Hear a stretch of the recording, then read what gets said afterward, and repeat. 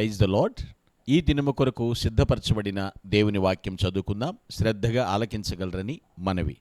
పరమగీతముల గ్రంథము 1వ అధ్యాయము 7వ వచనం చదువుకుందాం.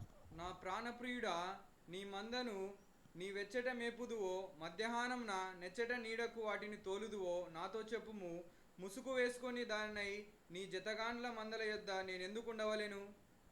ప్రభునందు పిల్లరా, ముందుగా మీకు హృదయపూర్వక వందనములు తెలియచేస్తూ ఉన్నాను. ఇక్కడ జ్ఞాని అయినటువంటి సొలొమోను రచించినటువంటి ఈ యొక్క పాటలో, పరలోకపు స్తుతి పాటలో, షూలమ్మితి సంఘముగా పెళ్లి కుమారుడు ప్రభువుగా వర్ణించి చెబుతున్నటువంటి మాటలు.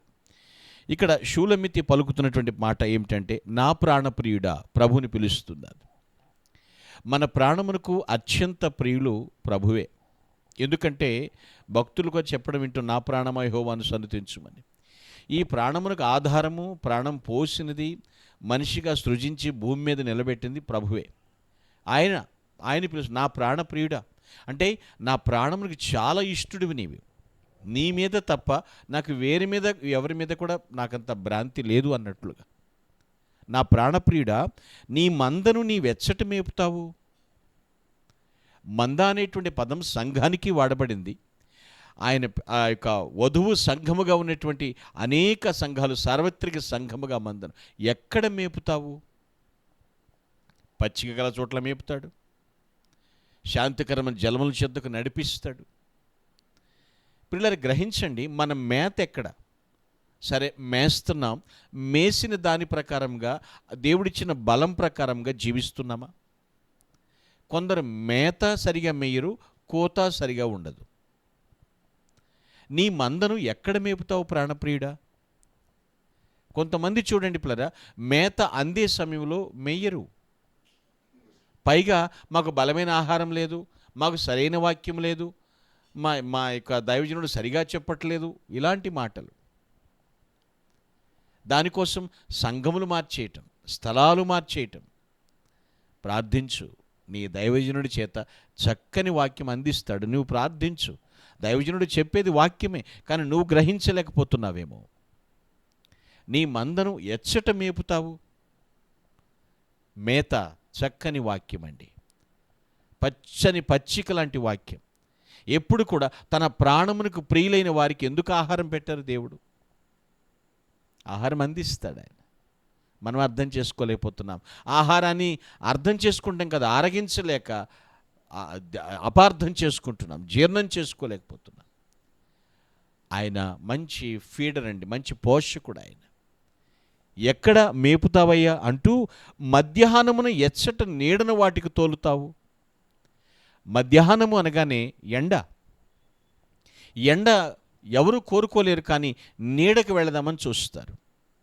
మరి ఎప్పుడూ ఎండలో ఉండకూడదంటే ఉండాలి. వైద్యులు చెప్పినట్లుగా ఉదయం 8 లోపని, సాయంత్రం 4 తర్వాత ఉండాలని ఎండలో చెప్తూ ఉంటారు.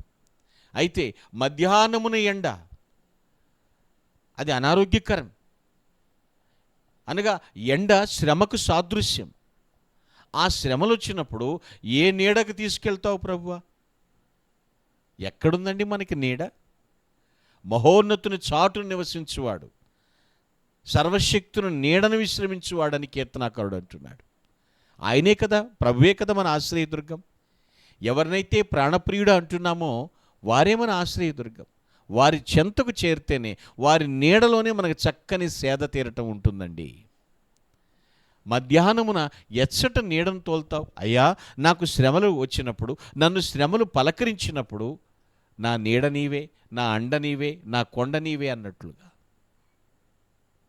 శ్రమలు పలకరించడం తప్పు కాదండి. శ్రమలలో చేతకాని వారం కాకూడదు మనం. అప్పటికీ ఇప్పటికీ ఎప్పటికీ కూడాను ప్రభువుని ఆశ్రయించాలి.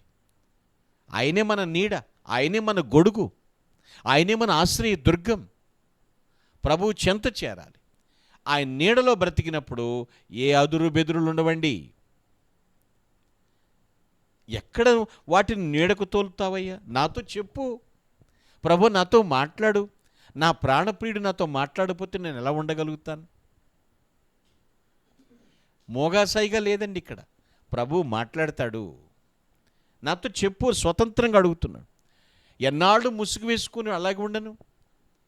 ముసుగు వేసుకున్నదానై నీ జతకాండ్ల మందల యుద్ధ నేను ఎందుకు ఉండాలి? ఒకనాటికి ముసుగు తొలగించేటువంటి సమయం ఆసన్నమవుతుంది. అప్పుడు ముసుగు లేని ముఖంతో మనం చూస్తాం ప్రియులారా. ఇక్కడ ముసుగు విధేయతకు సాదృశ్యం అయినప్పటికీ కూడాను దేవుని చాటును మనం బ్రతుకుతున్నాం. ఆయన లేకుండా నేను జీవించాలనుకుంటే అపవాది అమాంతంగా ఆక్రమిస్తాడు. ఎందుకు పనికిరానికుండా చేస్తాడు. దేవుడు నీడలో ఉన్నంత వరకే. చాలామంది చూడండి, నేను కొత్త చెట్టు పెట్టుకున్నానని ఉన్న చెట్టు నరుకుతూ ఉంటారు. కొత్త చెట్టు పెట్టావు, కానీ అది ఎదగాలి, పెరగాలి, ఎప్పుడుకి నీడిస్తుంది. ఉన్న నీడ నరుకుతావా? దేవుణ్ణి కాదనుకుని ఎక్కడికి పరుగులెడతాం మనం? మధ్యాహ్నమున ఆయనే నీడ, శ్రమల సమయంలో ఆయన ఆశ్రయ దుర్గం. నా ప్రాణప్రియుడ నాతో చెప్పు, శూలమితి మాట్లాడుతున్నమాట. ప్రియ సంఘమా, సహోదరి సహోదరుడు ఆలోచించు. మేత మేపువాడాయన చక్కని ఆధ్యాత్మిక పౌష్టిక ఆహారాన్ని ప్రభువు మనకు అందిస్తాడు. అంతేకాదు శ్రమల సమయంలో ఆయన చెంతన మనకు సేద తీరుస్తాడు, విశ్రాంతిని దయచేస్తాడు. నా ప్రాణప్రియుడ ముసుగు వేసుకుని దానిగా నేనున్నాను అని చెప్తుంది శూలమితి. సంఘమా, విధేయతతో విభుని మనం ఆశ్రయించినప్పుడు, ఆయన ఇచ్చేటువంటి ఆ చక్కని ఆధ్యాత్మిక ఆహారాన్ని మనం ఆరగించినప్పుడు చక్కని పుష్టితో పొంది శ్రమను ఎదిరిస్తాం, అపవాదిని ఎదిరిస్తాం, దేవునికి లోబడి జీవిస్తాం. దుష్టుడు పారిపోతాడు. ప్రభు యొక్క రాకడ బహు సమీపంగా ఉంది పిల్లలు.